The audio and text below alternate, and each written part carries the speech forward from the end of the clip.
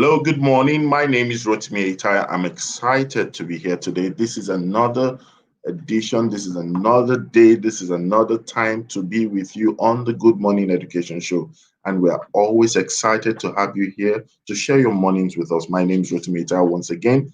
And we are streaming live from Lagos, Nigeria, West Africa, to the entire continent, and of course, beyond Africa to the entire world. We are always excited to always come to you live, and we are always excited to hear from you. So if you're streaming from wherever you're streaming from wherever you're watching us from, please do let us know. Tell us where you're calling from, or tell us where you're streaming from.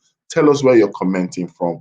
And let us also know your questions. If you have questions, we always look forward to share together, to learn together, and of course, to grow together. This is the Good Morning Education Show, and we have a saying that it's always a great morning on the Good Morning Education Show. And the show is never complete without my strong, top, fantastic analysts who are always ready, up and ready to make the morning, what it is. And I would like to start by welcoming the ever energetic lady, a co-founder of the Niger Kid. Please put your hands together, ladies and gentlemen. Welcome, warm welcome, Dr. Titi Adelsi. Good morning, everyone. Thank God it's Friday. Good morning and welcome to the Good Morning Education Show. Good morning, Rotimi. Yes. And we cannot do without ensuring that there's a spiritual balance to it from the technical perspective. I'm going to welcome himself, one and only, the one that has been hiding his face without authorization, the one that has been looking for trouble from Titi and Rhoda, the one that has a deep voice and is a technified, magnified, leftified, blah, blah, blah, blah. Please welcome Dr. Jude, Prophet Jude. Good morning, everyone. Good morning, Titi. Good morning. Good morning, Mr. Rotimi. By the way, Jude, yeah, I have consulted with the powers that be. Okay. And they have mandated me authoritatively to ensure that unequivocally we ensure that you magnanimously open up the avatar and bring the real Jude on board. And that is the quick notice to your not show yourself. By Monday, I'm announcing to the world that Jude will be live and he will be present, not physically, but imagery. So we are excited that today is the last day that Jude is hiding behind the screen. Put your hands together for Dr. Jude. And ladies and gentlemen, there's something about this show I'm always looking forward to. Just in case you're not the one that likes to brush your teeth, I tell you, when you see the next person I'm about to announce to you, you will brush your teeth more than twice a day. You brush your teeth almost every 30 minutes to 1 hour of the day. She has a smile that is electrifying. She has some glasses that is just full of swag. And her comments are so electrifying. And she's the only chick in the house. Ladies and gentlemen, she's not a chicken. She's not a super chicken. She's not a roasted chicken. She's not a barbecue chicken. She is the safety chick. Put your hands together for safety chick. Look at that radiance. Come on, my Wi-Fi just dropped when she opened her teeth. You've got a smile that takes the internet away,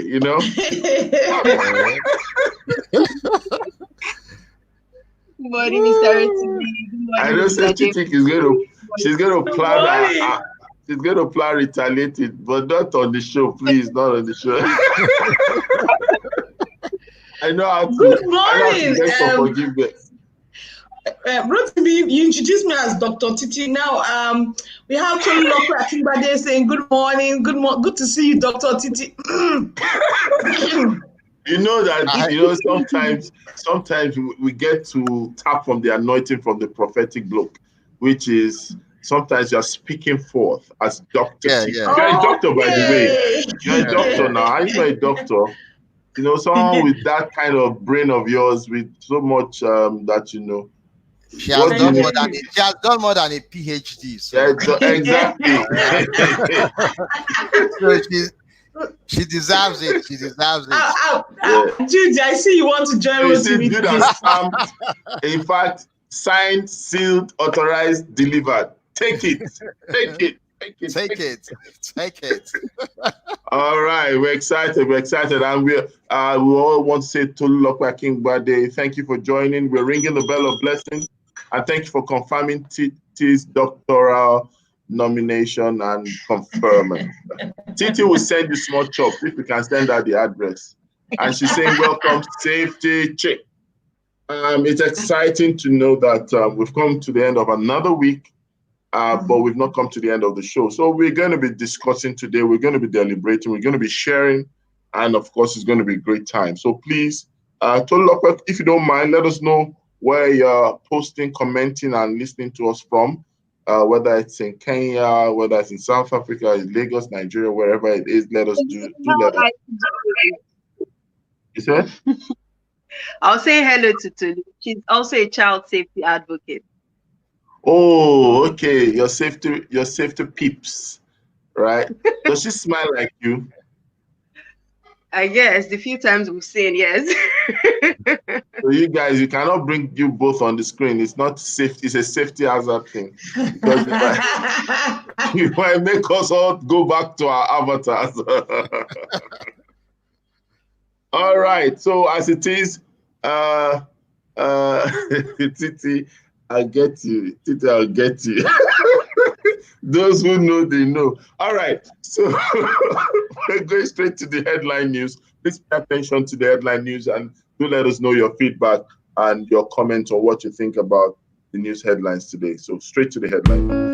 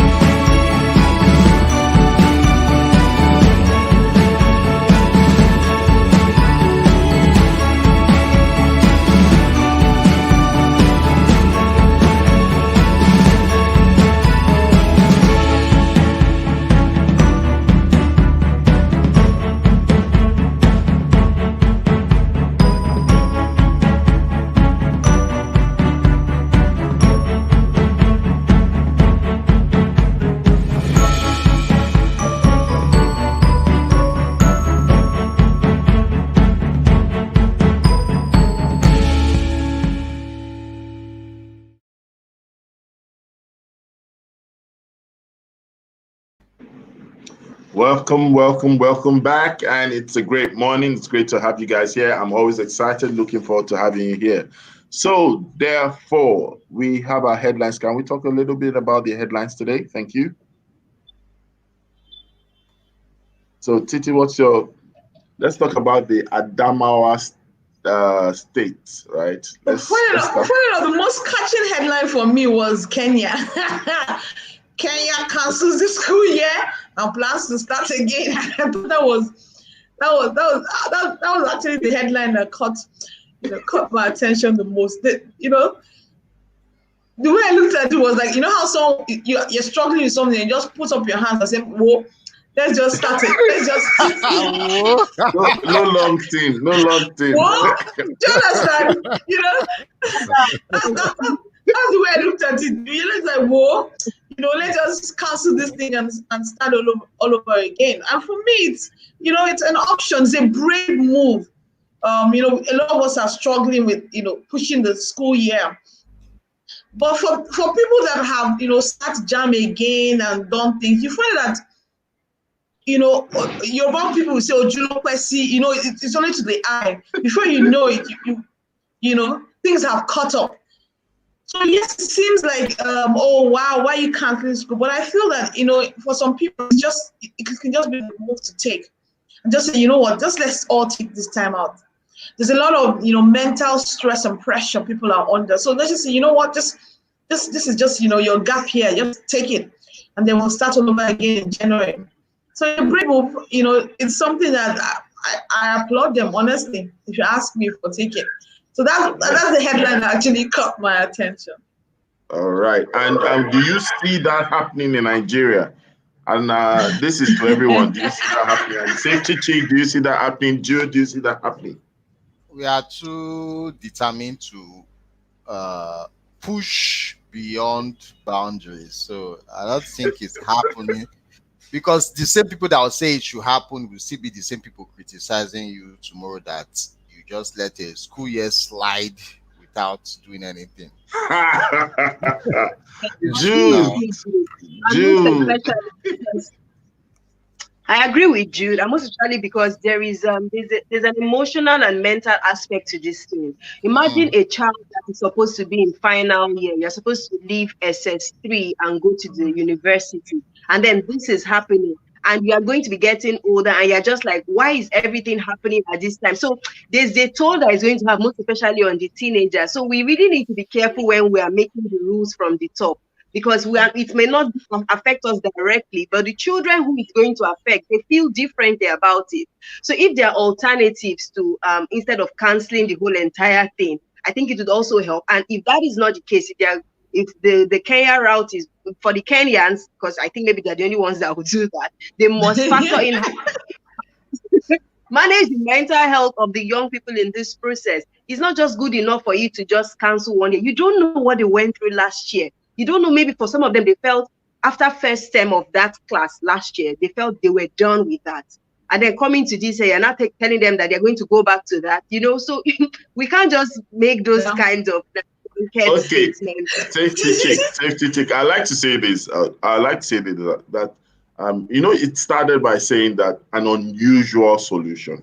I think that we must get ready and not feel too comfortable with the usual. I think the usual hasn't done Nigeria or Africa justice, because the usual is predicated or premised on some reality that you find out at the end of the day, we just look to copy. It's like rank zeros. We look to the world to copy. So while that might be a factor, can we also look at it as it's just a headline? Probably, even though they canceled the year, just like the Cambridge aspect, where they said, you know what, we're going to use continuous assessment. You don't need to do the blah, blah, blah. Do you get what I'm trying to say?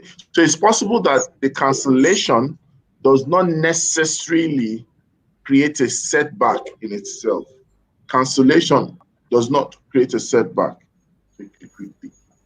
They will need to be specific. Yeah, so they really need to be specific, because you know how it is. Remember what happened here in Nigeria? First of all, they said we are going to school. Next, they said we are not going again. Then they say, okay, we are now going again. All those back and forth and all that. It wasn't really doing too good for people's mental health, their planning and all that. So times like this, when you're going to be putting out certain statements, I think that they should try as much as possible to clarity, so that people begin to prepare themselves for any eventuality. so that we don't have a situation where after all the back and forth, we are not doing, yes, we are doing, we are not doing, yes, we are, and then you wake up one morning and they say, oh yeah, start to do. It's almost like Yeah, I completely agree with you, honestly. Honestly, it's going to cause a lot of tension, I think, and it's going to cause a lot of unnecessary anxiety in people's planning for the future. yes. Because now people, we all have our future plans yet, and it's almost centered upon this going back and forth, and it's almost like, where do I stand in putting my plans to order? Yes, and the same thing with our children. They're already planning, okay, in so time ahead, and even the families have plans with the children. So now putting them back and forth, it means you either have to take your future in your hands and do what you think is best for you, or you just but you know what's interesting? You know, some countries, their school year actually is January. So like okay. Kenya, Sorry, yes. hold So on. now it is. I They've grew only up done like one that. term. I grew up like that. I grew Yeah. up as So January. it's easier. Yeah, I think Uganda's term starts in January. So you know how it is. They are done 2 months.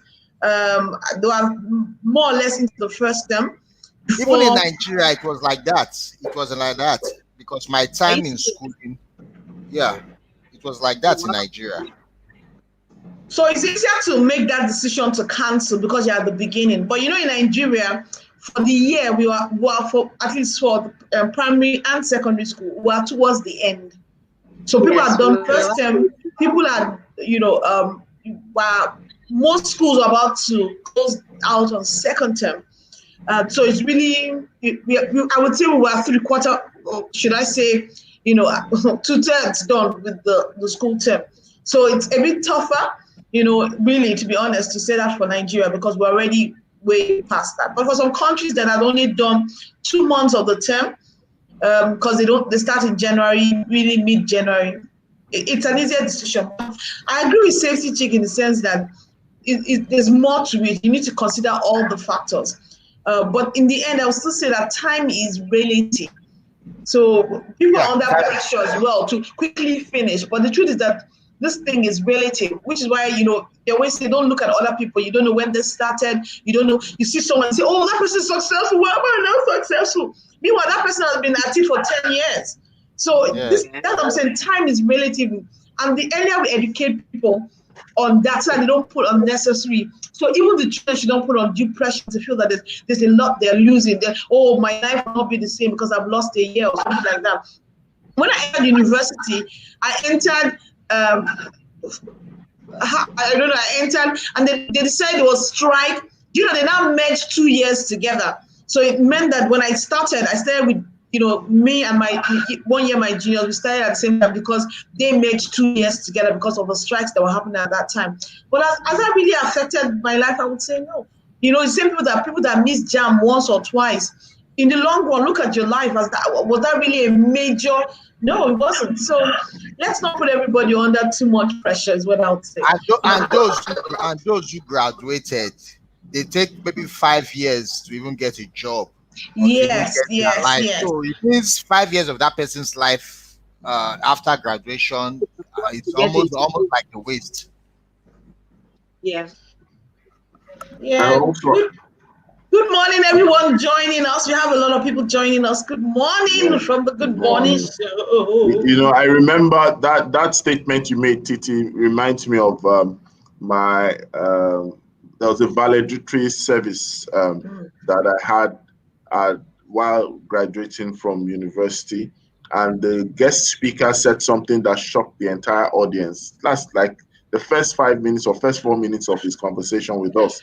He said, now that you all are finished, he said that this is the, how did he say? I'll paraphrase because I can't use the exact word, but it was saying that this is the beginning of inequality. And it was everyone like, what are you saying? You're invited to go and speak to us. And then it was when he was explaining it, even though that day I understood everybody didn't sit right very well, but it was much later I understood. He was saying that, look, guys, you guys will not get job the same time. You went to school the same time. You're graduating Yeah. the same time, but you're not. Life is not going to give everything at the same pace. You know, when you said time is relative, you're not going to get married the same time. You're not going to get cars the same time. You're not going to build houses the same time. Yeah. So we're just trying to put our mindset that look, it's not come on. You all be on the same semester at the same time. A Yeah. lot of people will do things differently. A lot of people will live, everybody won't live in Nigeria, and that's the truth. Everybody won't live in Lagos, that's the truth. So if you don't take time to recognize that fact, and it was very profound, and which also will affect mental health and mental state or wellness. A lot of people, even without external pressure, have placed themselves Under pressure. on the personal pressure, and that's like a self-sabotaging mechanism themselves. They are not going to be happy about that. Okay, let's quickly take two more, and then we go straight to the conversation of the day. Zamfara is to sponsor 200 students at the National Open University. That's the state government. That's like a scholarship. I like that. Yes. That's like a scholarship. And Titi, you're quiet. We should be seeing more of it. We should be seeing more of it.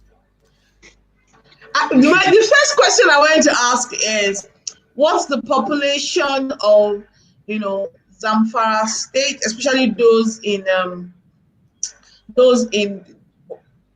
secondary school age, that kind of thing. So to be honest, 200 seems like they should just say that in their closet.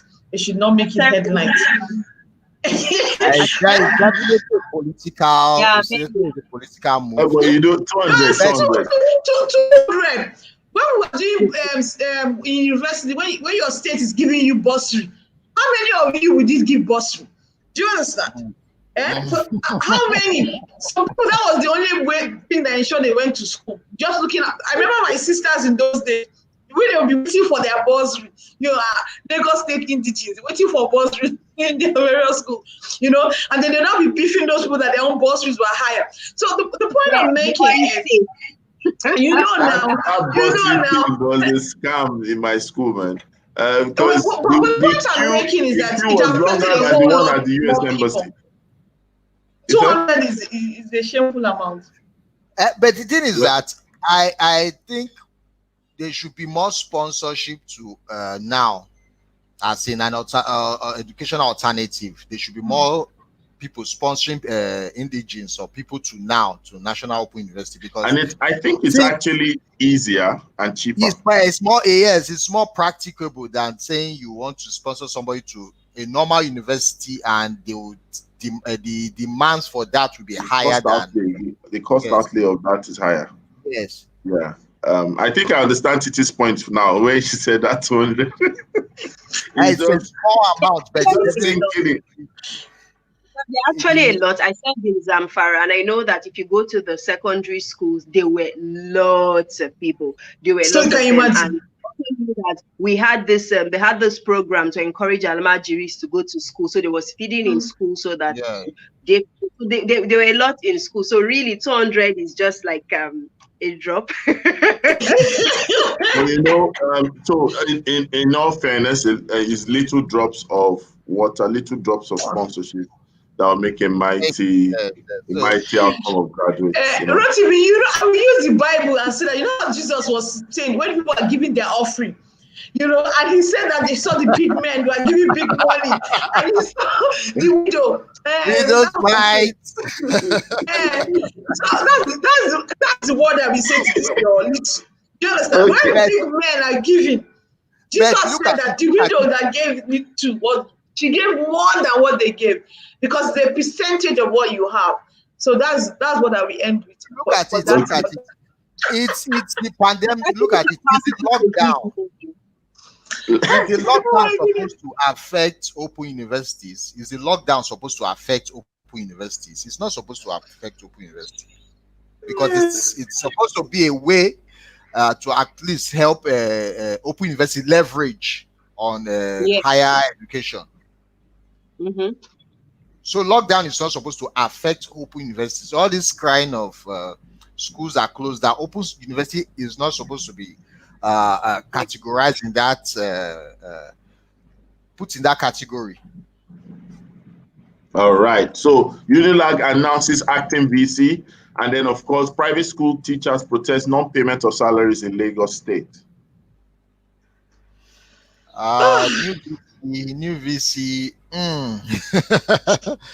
That move, I like that chess move. I like that chess move. You like it? Why do you like it? I like the chess move. It's a chess move. So is it a move that might be upturned, in your opinion? In this like, what are you asking that question in this Nigeria? This Nigeria, that anything can happen. Do you understand? This it's a political move, and it's very, very strong. So anything can happen. I'm expecting to see a counter. We should say that he who fights and run will live to fight another day. I think we should end it like that. And Sexy Chick says, "Oh shit." Yeah, I don't have comment on this VC matter. I'm just watching this drama.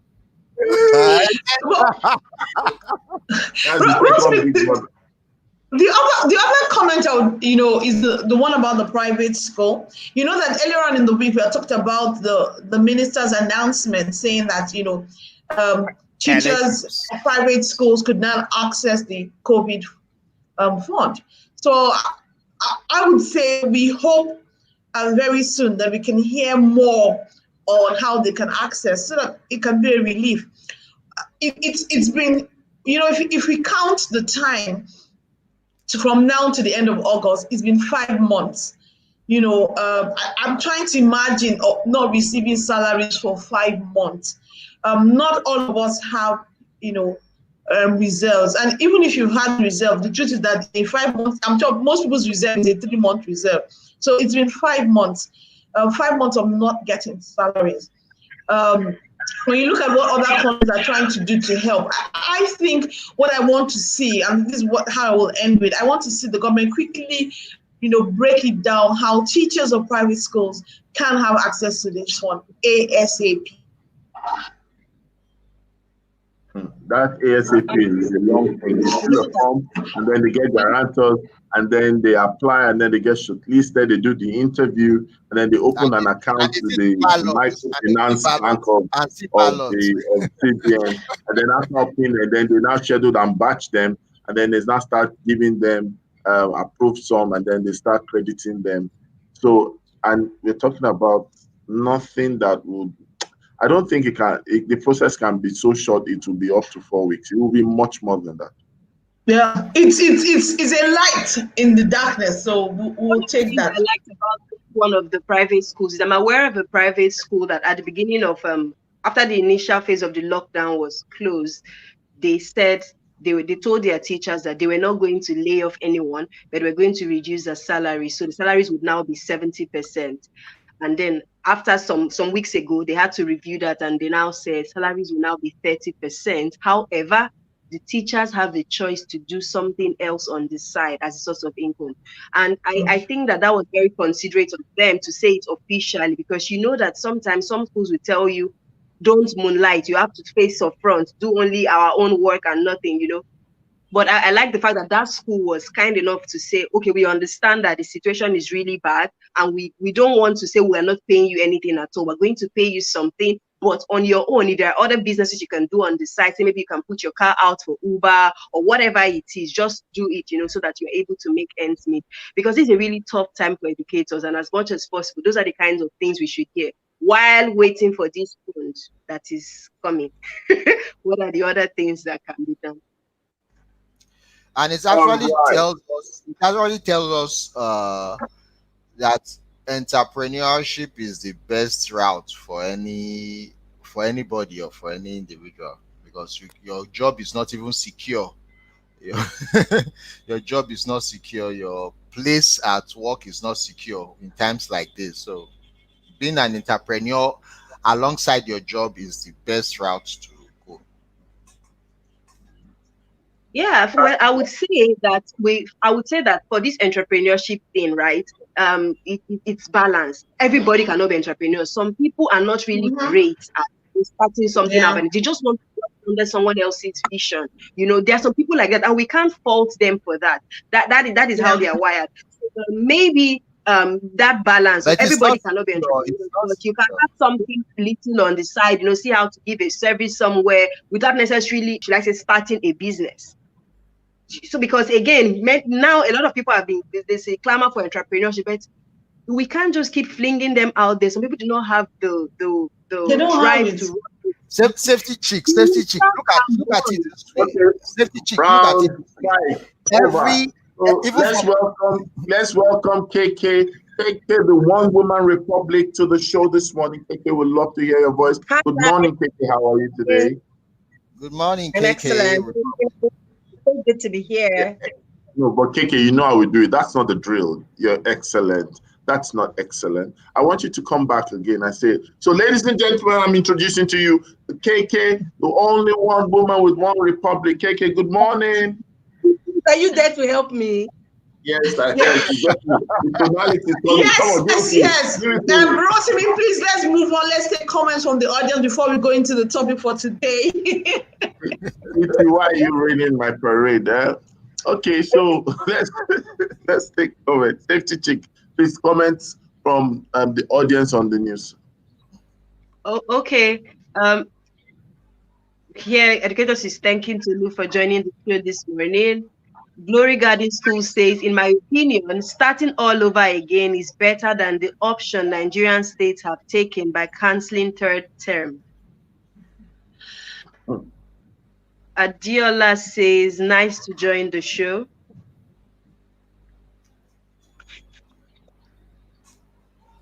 More comments.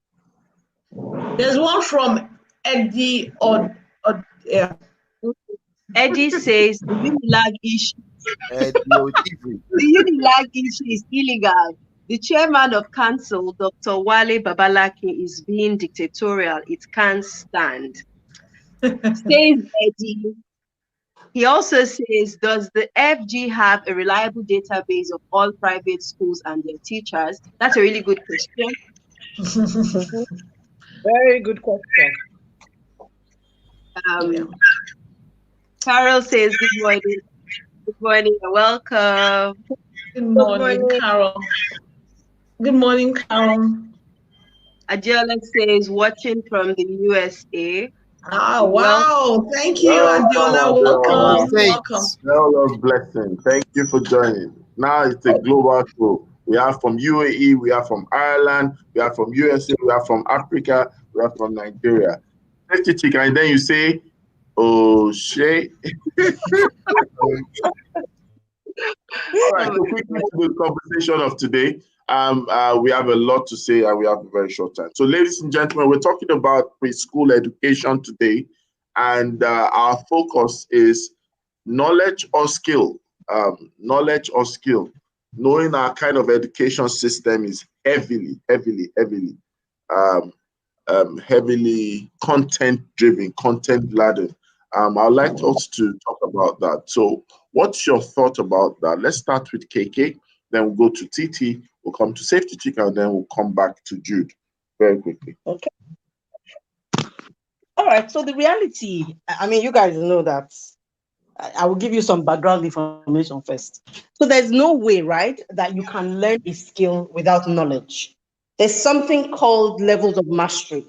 And at the very basic level of mastery, if you look at Bloom's taxonomy, it starts with what? Knowledge, understanding. So that's normal. If I'm going to teach a child how to feed themselves, they need to first of all understand what the parts of their body are, what a spoon is, where the plate is, how they need to move it. All of that is what knowledge. And then the actual process where they are able to use that spoon, put it in the right place, carry it, put it in their mouth, chew, swallow, understand that they need to take a sip of water.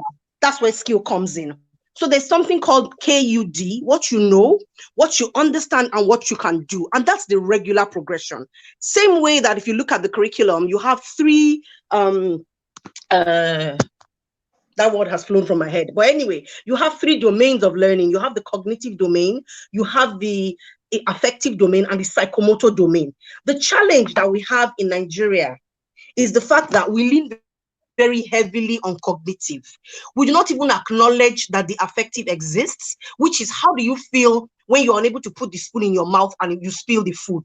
That's the affective domain, and the children need to understand that it is part of learning. And then the psychomotor, which is the doing this skill. Are you there? Well, and that's why. Keke, are you there?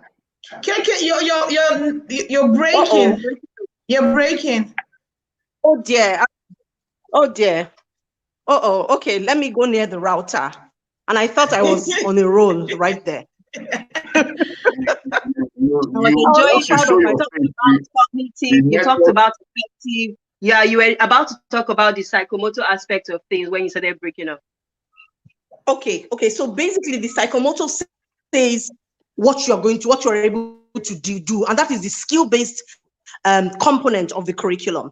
But sadly, we skip it most of the time. We just gloss over it. We are heavy on cognitive, as Mr. Rotimi has said, which is the knowledge. What does this mean? What does that mean? And then we end it there, which sadly is not what it's meant to be. I don't know if anybody heard this when I talked about KUD, what you know, what you understand, and what you do. That's a progression of learning. Yes, that's a progression for learning. The children need to first of all have the foundational knowledge of what this is about, whatever this is.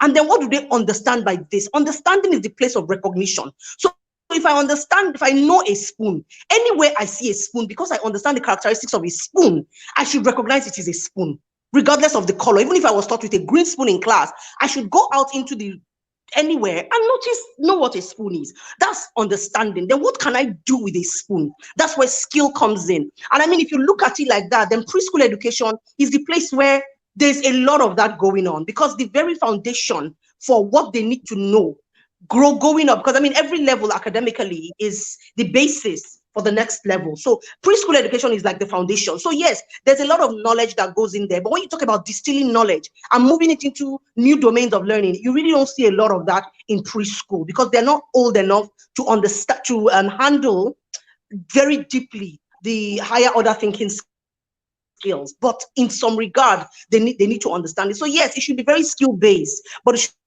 start from a place of understanding. It must start from a place of knowledge. But like I said, that's what is missing. So yeah, preschool education and any education, you really cannot take out the knowledge and focus on just the skill, because then they will be getting like they don't even know what they're eating. They're just eating food, right? So yeah.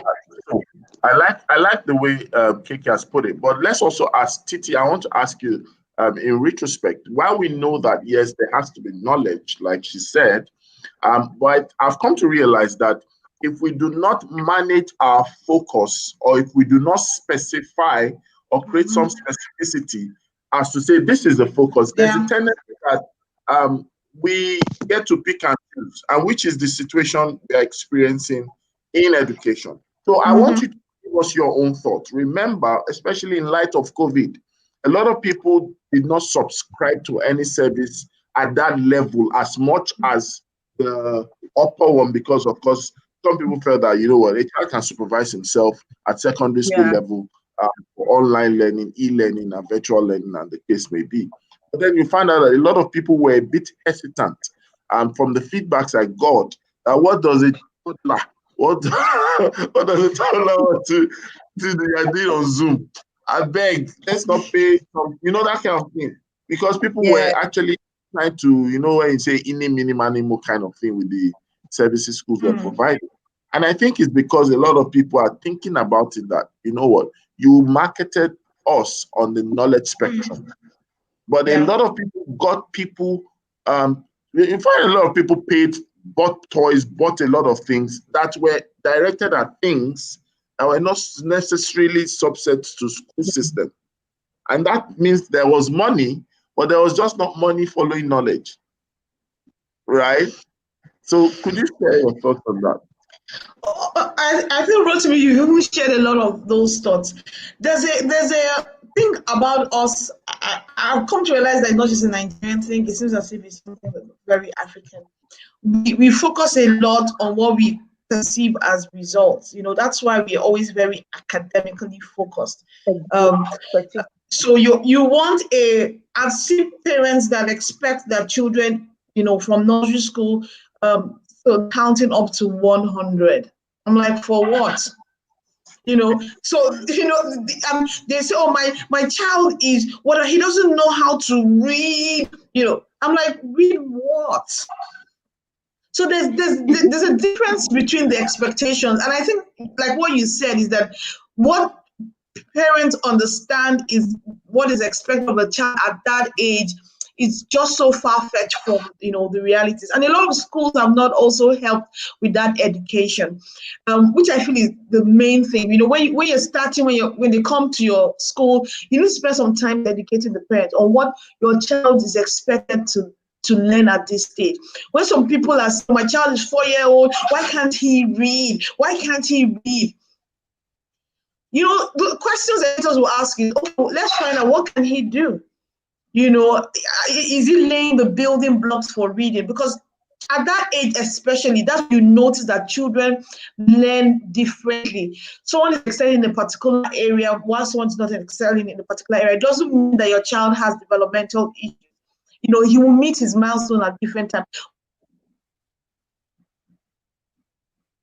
Is the progress happening? That's what's important. So I think when I look at that, I feel there needs to be a lot of education in terms of the parents on what is expected at preschool, what they're meant to be doing. A lot of it really is what Mrs. Ajayi has said.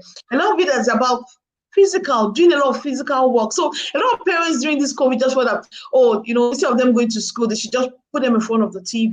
But how are they helping their, physical skills, their fine motor and gross motor skills? How are they helping them socially? What are they doing in terms of, their social development? What are they only focus on language, literacy, reading. What are they doing in terms of their emotions, helping them to manage their emotions? So I agree in saying that schools have not done a good job to let parents see that for that child, there's a lot more than the mass, the being able to write your numbers, being able to read, handwriting and things like that. There's a whole lot more, and it's a not a destination. It's really the journey. So a lot of people during this COVID have not helped. Their children have just done nothing but play. So they might not be development in that area. I think what a lot of schools should have done. This is just me. Even when parents decide not to put their piece, I think they should have been sending them things to do. So, get your child to do touch their toes, 10 times today. Get them to put some, you should just have guided the parents and showing that those key development areas, physical, social, emotional, language, and the cognitive are still happening one way or the other using things that were happening at home. That's what I would say. So I hope I've answered that question. Okay, Jude, your thoughts, Jude? Yeah. The truth is that at that stage, like we always know, children learn through play, right? And it's now burdens on schools and teachers to design their instructions to include the learning in their play. Are you getting it? So it makes more sense to include their learning in their play or in how they play. And even for adults, most of the things while playing is actually what sticks further than what you learned while you are very serious or you were taking life too extreme. So bringing that's the truth. The thing is that most of our instructions have not been is centered on knowledge, but is based on, let me say, dry way of knowing things, not actually fun way of knowing things. So it's now left for educators, for schools to actually design or redesign their instructions for preschoolers that includes them to know almost anything with play rather than just recitation, rather than just standing and making a dry kind of presentation. So learning through play is key, very, very key in knowing anything. If for adults, for children, anything you learn through play. Watch people playing video games, right? And they are being paid for for testing a software, automatically they have been able to transfer their video game skills to software testing, which they pay them for and all that, and that is a big industry on its own. So until we get that right, until we know how to actually inculcate knowledge in play, it will be very difficult to move further in just sticking to knowledge, and later we'll come and say we need these skills. But all these skills require just more than knowledge. It requires application, and which you can be able to put in play when you are learning and playing at the same time. So it's very key. So let me quickly jump on that, guys. Sorry, please. Let me jump on that. What Jude just said. Hello, am I online? Am I? Yes, yes. Yes, we can hear you. I can see my cake. So All right. challenge. The major challenge with some of these things that you have said, schools being very cognitive in nature and very knowledge driven, is the fact that so a lot of these schools that you're looking at are your low population school and medium population schools. Then what is happening with them is they're looking at a space where they want to drive the numbers, right? So when a parent comes and says, but my child, this other person's child in this other school is counting or is writing 1 to 100 in their book, why is my child not writing? The challenge is they become driven because that is what is driving the parents. We have this space in education where, and it's very prevalent in a lot of new schools because, like I said, they're driving the numbers. So if your population and your client is saying that they want their children to count A to B, sometimes it takes you a bit of time to get, except you have patient capital. It takes you a bit of time to say, you know what, get away. This is what I want to do. This is what I want to do because that's what's the best interest for your child. But the reality is many people are not going to say that when they're just starting out. They will say, oh, really? Okay, let's see how we can bring your needs in. Because they're driving numbers. They know that children should, I work with several schools. They know what they should be doing. But their parents are telling them, I will move my child if you don't do this. But And the they truth have is to that pay salary. if schools take a stand, the Jude, parents will not have anywhere to go. Parents schools take a stand. They're supposed to be a unified way of doing things across. I wake morning and there's a school right beside my house. Do you understand what I mean? So parents have options and everybody wants that option to be them. Now, when I just started, yes, I had a bit of patient capital. So I could stand and say, you know what, this is what we are about. However, I can assure you that by the end of this area, this is what your child will be able to do. And I could do that, but not a lot of people can do that. And unfortunately, a lot of who are in the education space cannot do that, not for the first 7 years.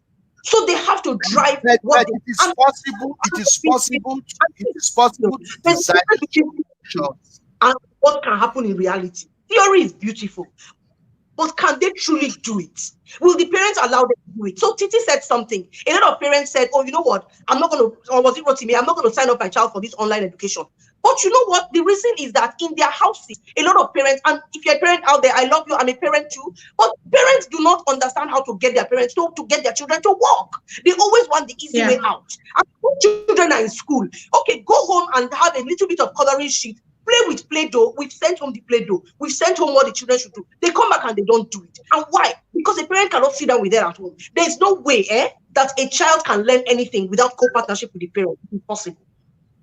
Let me stop. This that touches my heart. So let me let somebody. There is nothing a child can learn without, Titi, as a parent, Titi, I want to ask you, Titi, as a parent. Hello, Titi, can you hear me? Yes, I can hear you. In your honest opinion, listening to what we've been talking about, is how possible can parents navigate this? Honestly, Mrs. Ajayi has said it. We have different classes of parents. So I'll take myself. I'm a parent that if you show me the facts and the figures, then I'm sold. So if you tell me that there's no hurry, I'm sold. But I found that in dealing with parents and in dealing with schools, most parents are superficial. most parents are, into competition and keeping up with the Joneses. So this person's child is reading, and my own child is not reading. They don't know that this person does so much work. This person has maybe 3 lesson teachers or something like that. So this person also wants to show up. Everybody wants their child to be a little Einstein. Everyone wants their child to be the next Mark Zuckerberg. So they don't want to hear that. But what I've realized, and is what Ajayi has said, show me a successful child, and I will tell you, show me his parents. Show me a successful child, I will tell you, show me his parents.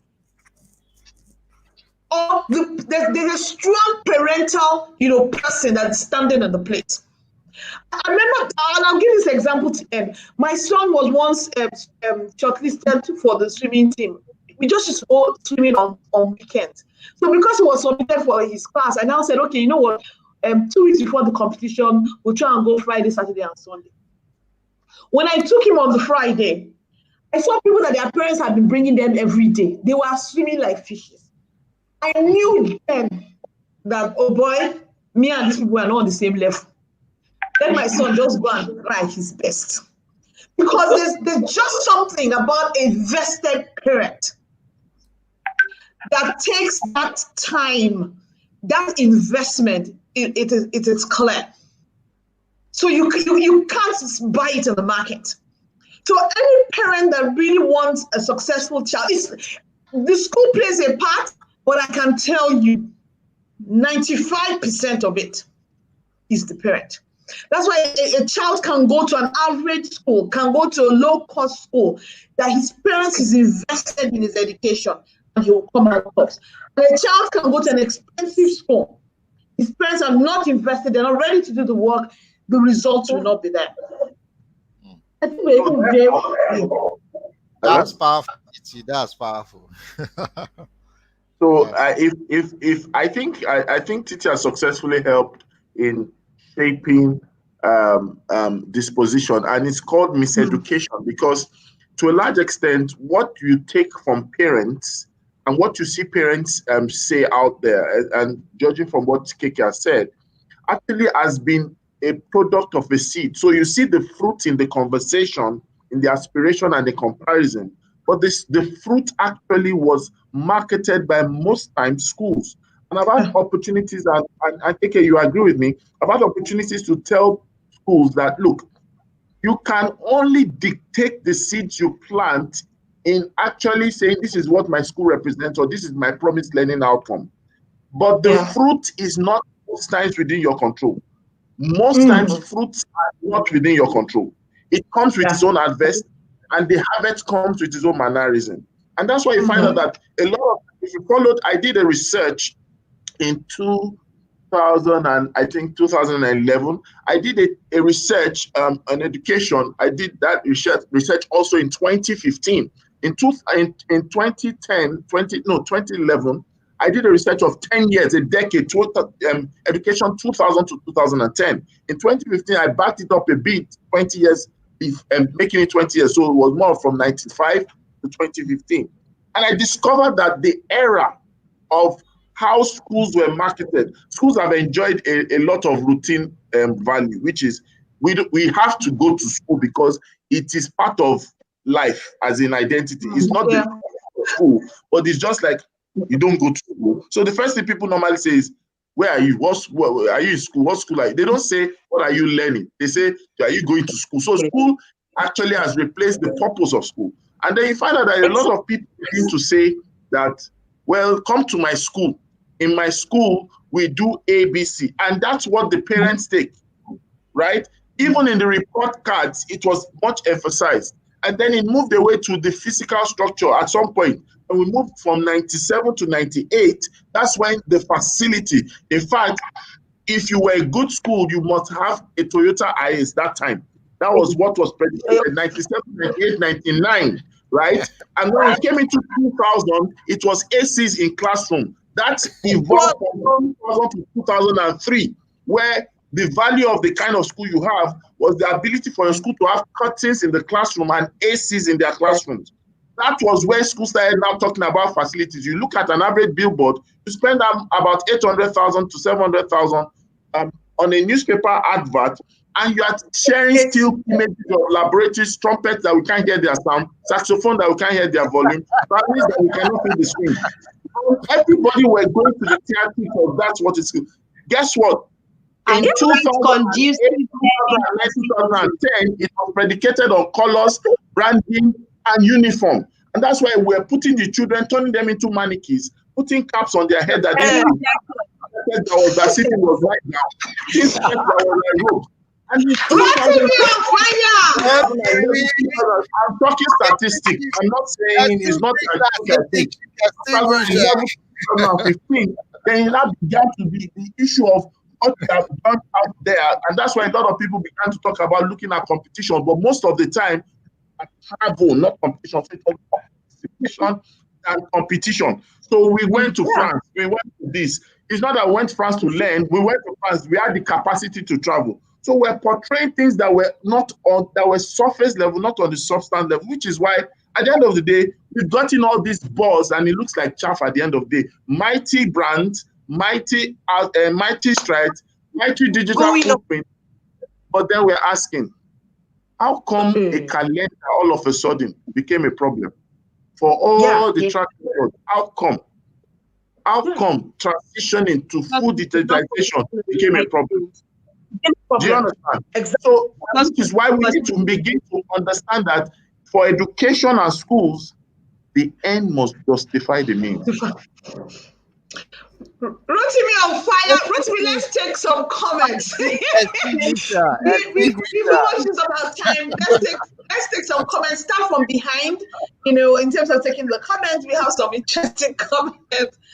Oh, Fancy teacher, we've missed you. Welcome back. You know, who's going to take this comment? Jude, we've not heard your voice. Yes, Jude. It's going nice. Today. I'm sorry, Miss Ajayi is saying something. I don't say Chick's voice today at all. Yes. As you guys were speaking,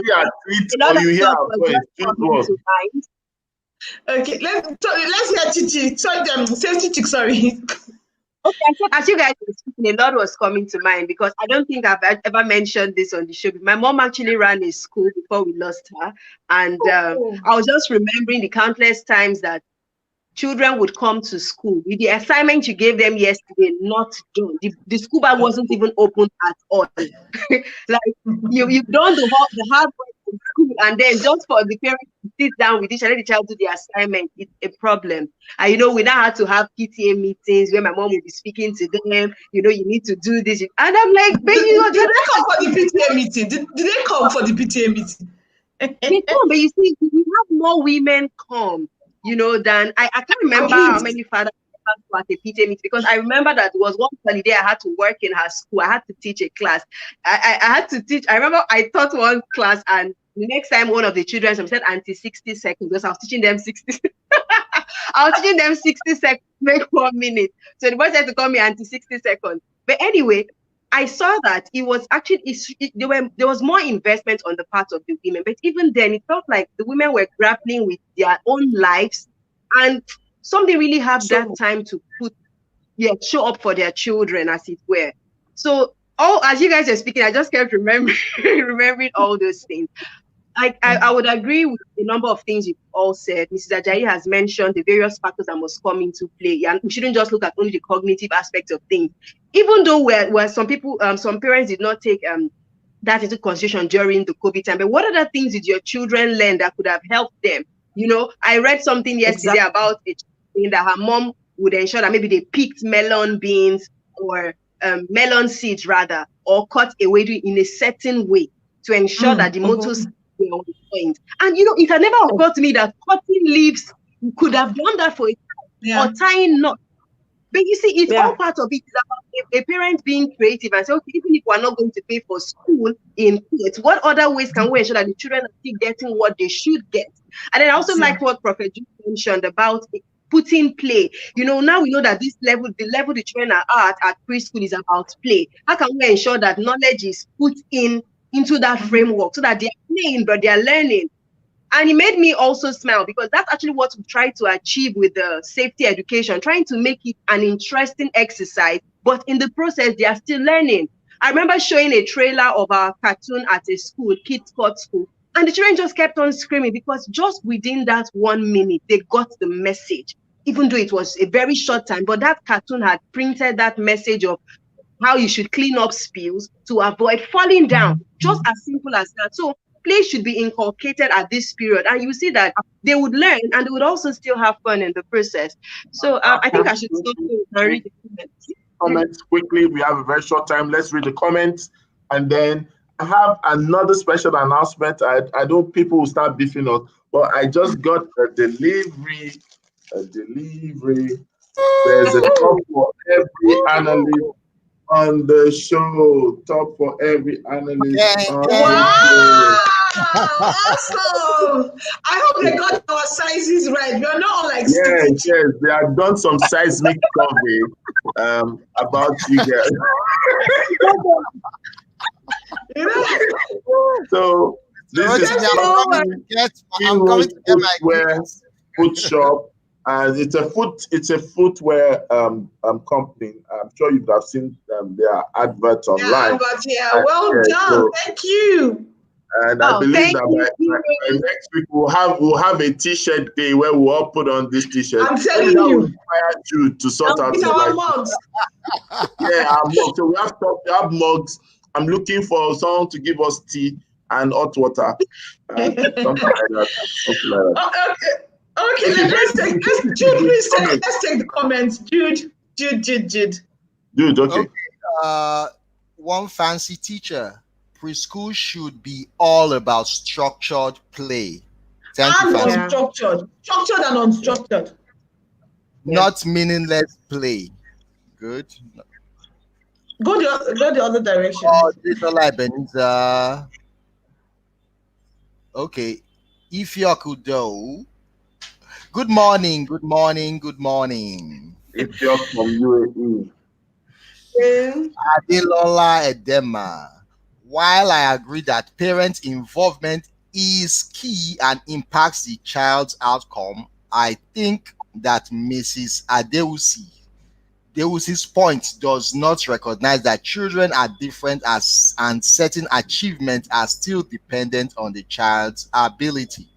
I say this because mindset like this puts pressure on parents whose children may have learning needs or those who meet their milestone later than others. Let me comment here and say that, it even buttresses my point. You see, if you're a parent that is involved, you will learn. We don't know everything.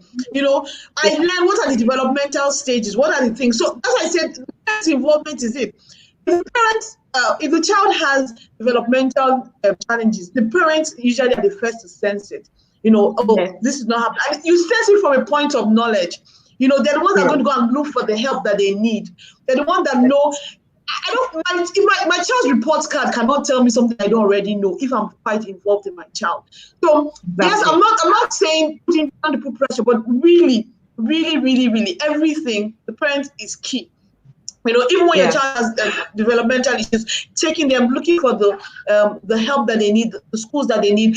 You can't even just take what the school says. You have to continue to, listen out, go to seminars, conferences, try to continue to learn what's the best for your child. And that's really the point I'm coming from.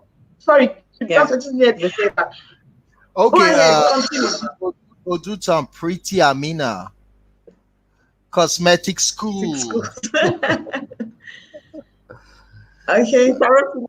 Okay, one fancy teacher. I have had a parent say to me that if her 3-year-old can't read after the first term, she was going to withdraw her child because her friend's child could read.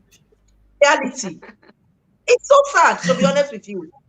And again, it just pushed what he said. Sorry, Mr. Jude, I'm passionate about this area. Pretty Amina. Good morning, great minds. Let's give the greetings. Teacher, thank TTU, okay. Ezine Doris Adelaja, following from Lake. Hello. Favor, Idogun. To deepen understanding, learning at any levels, especially preschool, should move from concrete manipulatives to pictorials and then abstracts. The CPA approach to learning. Sorry, I disagree with that. So for every single learning, right, you must move from the known to the unknown.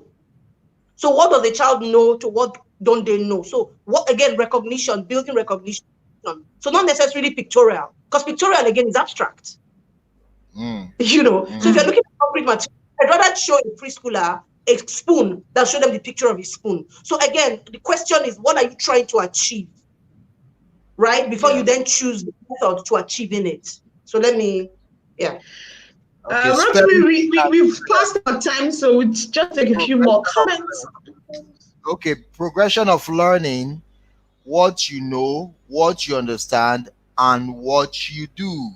Mrs. KK. Favor,